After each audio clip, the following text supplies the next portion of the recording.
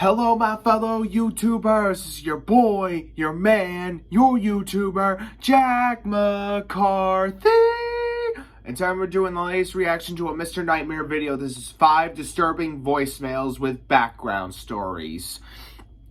I look very much looking forward to seeing what this video is and where it goes. There's the original opening about re-uploading its content, everything, yada yada yada, blah blah blah blah blah. If I see anything of that Mr. Nightmare, I will let you know right away. Alright. Before I get started with this video, like, subscribe, click the little bell so you never ever miss out on any updates or the videos such as this. Make sure you check out his channel handle. Stay tuned for more. Check out my previous re-uploadings, and a whole bunch of others. Without further ado, let the reaction of 5 disturbing voicemails with backstories begin. Let's hope we get to hear some of them. Someone is available to take your call. Please leave a message after the tone. Beep! Number 5. I moved to his West Texas home not even half a year ago. A 28-year-old viewer, who I'll refer to as John, sent me this voicemail that he received in August of 2021 from an unknown number. John was going about his night when his cell phone began to ring, and on the screen it said no caller ID. This is rather unusual, as for anybody to come up on someone's phone as no caller ID means they went out of their way to intentionally hide their number. Often doctors will do this to keep their privacy from their patients, but other than this and a few other professional circumstances, this is usually at least a slight red flag. John let the call go to voicemail, not wanting to potentially get stuck on the phone with somebody he didn't want to be talking to. This was the voicemail he received. Hey, I'm outside your house.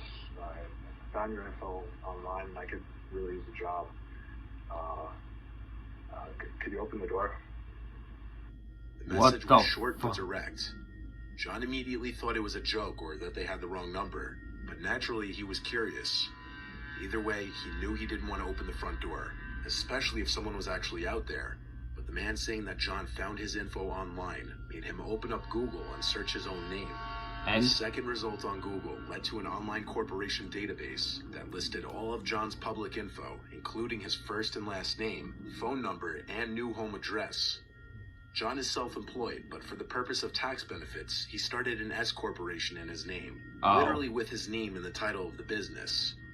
This means his S corp, along with his name, would eventually be listed on numerous online corporate database websites. Coming to this realization, the voicemail suddenly seemed more legitimate. John went downstairs and inched closer to the front door, trying to be quiet. Someone started to bang on the front door, and a voice from the other side was saying something, but his voice was muffled.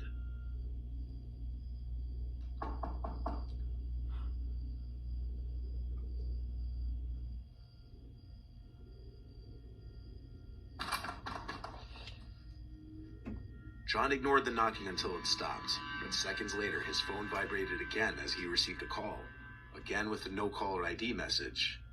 He ignored it again, incredibly scared. Another voicemail was left. This time there was no talking in it though. The knocking on the front door stopped, but moments later, a knocking from the back door ensued. He took out his phone and started to record again.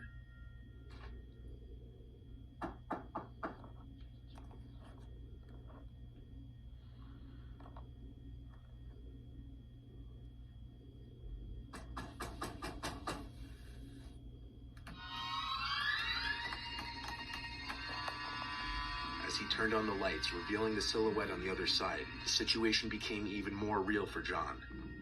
The guy called one more time, and Joe picked up, saying, "I have a gun, and I already called the police." The man on the other end claimed he was just looking for work, and he apologized and hung up. Then the knocking ceased. John contacted the websites displaying his personal information the next day, but they refused to remove the info. So he went through the process of changing his business name to no longer include his actual name. It's very unlikely anybody who's knocking on both your front and back door late at night and calling your number anonymously is there just looking for a job.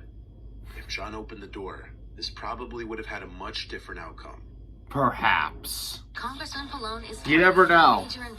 It would have happened in another dimension or so. This was the voicemail received by the girlfriend of viewer Alex Azeri. Alex's girlfriend reached out to him right after hearing it for the first time to get his opinion on it, since his name could slightly be heard in there, to which all he could offer was equal confusion and concern. He assumed it was one of his friends pranking him at first, but after reaching out to all of his friends, they all claimed it wasn't them, and each of them thought it was equally creepy. Huh.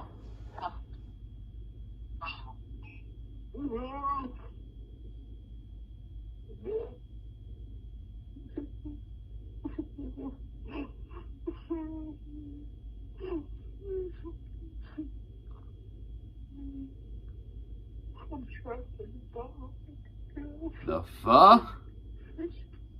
Alex had no outgoing calls, and the person specifically called his girlfriend while mentioning his name, so somehow they must have gotten both of their contact info.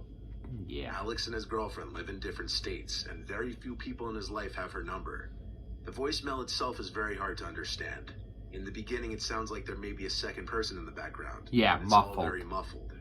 You can, however, clearly hear that someone is crying into the phone. Yeah, I can hear. At this point, it sounds as though someone is speaking, though it's very difficult to understand. Yeah. It sounds like they're saying, "I'm trapped in the dark," although it could be something else. At first, Alex was unsure if this was just a prank, a hacker, or something else. But after receiving this voicemail, Alex claims a number of strange occurrences happened in his house that same day and the following. First, a door upstairs slammed shut randomly while everyone in the house was downstairs eating dinner. Upon inspecting the bedroom, nobody was inside. Huh. Alex and his brother also apparently heard what sounded like footsteps coming up the stairs when they were home alone. At first, they considered the possibility it may have been one of their two dogs, until checking and remembering they had a dog gate standing at the bottom of the stairs, preventing them from coming up the stairs. Each time they looked around the hall upstairs and checked the stairway, they couldn't find anyone. The footsteps Poltergeist. also didn't sound like those of a dog. They were reportedly heavier and more spaced out, like a person's footsteps. With this happening the same day and one day after receiving this concerning, unexplainable voicemail, Alex believes the occurrences may all be linked. Strong possibility. In this video you're about to watch, a couple briefly documents they're listening to two creepy voicemails received on the husband's phone.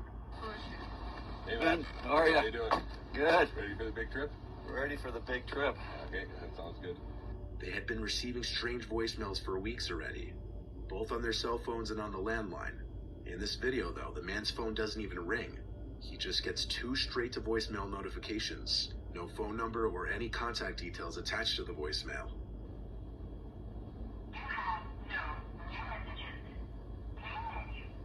To review your messages, press 1. You have no saved messages. Please save this message.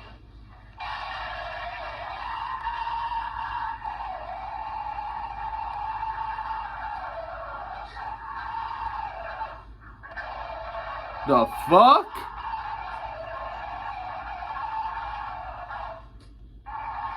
Jesus Christ.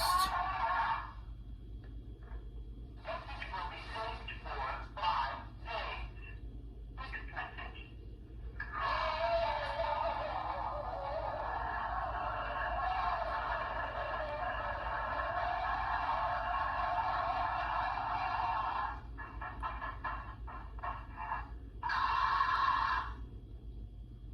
Does it show where that was sent from? No, I was just sitting where you were, and my voicemail just went off. No ringing, nothing. It just... Huh. That, like last Now that's week, they freaky. had the phone. There was about a 5-minute voicemail on the Okay, so phone that's call, what you're and the same underwater thing. too, right? Yeah. I called under. So The couple inquired about the calls from the phone company as well, both before and after this video. However, they did not have any records of the audio message being received. The couple described the voicemails as sounding like somebody was being tortured, or some kind of creature was screaming into the phone. Yeah. The couple would also hear strange sounds in the house at night for a week, such as cabinets closing from the kitchen. They believed that what they were dealing with was supernatural. Yeah. In February of 2021, 30-year-old Martha Ramirez woke up on a Saturday morning with a notification on her iPhone that said voicemail from an unknown number. Oh. Upon listening to it, this is what she heard. Martha. Martha. Martha. Martha.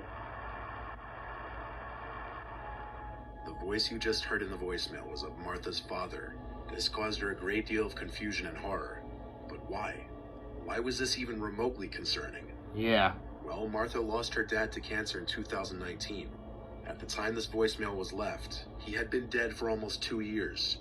She listened to the voicemail over and over, trying to think of any other possible person it could be. But she knew her dad's voice. She knew the way her dad's voice sounded saying her name. He's speaking to her from the She tried to think back grave. to if her dad had ever left a voicemail simply repeating her name multiple times, but she couldn't remember a single instance. Even if she could, that wouldn't explain randomly receiving a voicemail of her father's voice years later.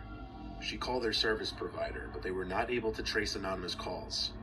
She asked her entire family if any of them were playing a messed up joke, but when she sent all of them the voicemail, they were all equally disturbed. She claims she was never a religious person at all, nor is she a believer in the supernatural. Can't say that I She blame also her. doesn't believe this was the work of anybody she knew, or any kind of glitch. She says she actually believes this was her dad's voice contacting her, and it terrifies her deeply. Yeah. Alright, number 1. This last voicemail was posted to Reddit 3 years ago. Part of the Reddit post read, "To make a long story short, my significant other got a new phone. For the first time, she has visual voicemail. A family member left her a voicemail today, and when checking it, discovered she had several missed voicemails. Huh. She started going through the voicemails. Typical stuff, family, bill collectors, but one voicemail dated Friday, June 9th, 2017 at 4:38 p.m. was from a number we do not know.